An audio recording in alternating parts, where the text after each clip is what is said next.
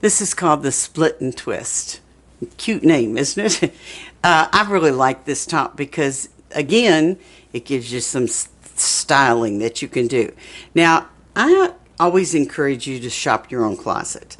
You know, look through your garments and see if there's something else you can do to them, because that's exactly what happened to the top I had on. It was just solid black, and it was, you know, a pretty neckline. This is called the Faced V. This is the Victoria Faced V that we're going to do in another video, so make sure that you check that out. But you can see that all my sleeves are different. So I had this on one day and I thought, gosh, I got to do something to those sleeves just to make them look a little different, because I wasn't going to take any of this out. We were done with that. So what I did was I literally cut it. That's it. And you have kind of a guideline in on your papers, on your PDF, as to where to cut this. So I just made slits. Now, I know you all get really hung up because we were taught if you're going to cut your fabric or your garment, you have to have a buttonhole. No, you don't, because it's a knit and it's not going to ravel. So I literally just made cuts, and then I'm going to show you what I did with the cuts. Let me hold this down like this so you can see a little bit better.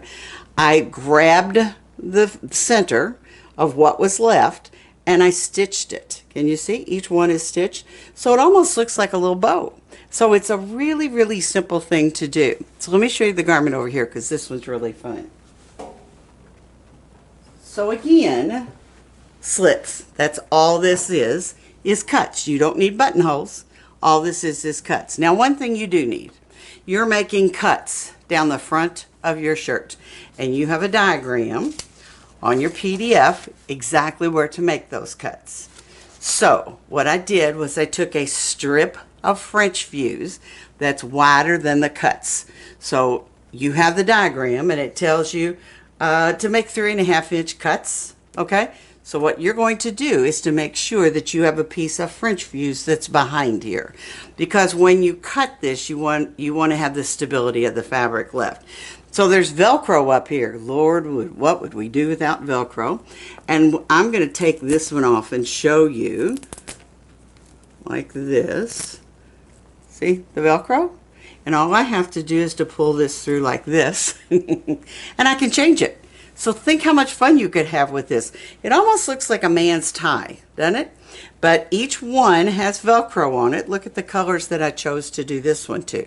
So all you have to do is to run these through the slits, hold them up at the top with the Velcro, and they're going to be held in place by the slits all the way down. So that's called split and twist.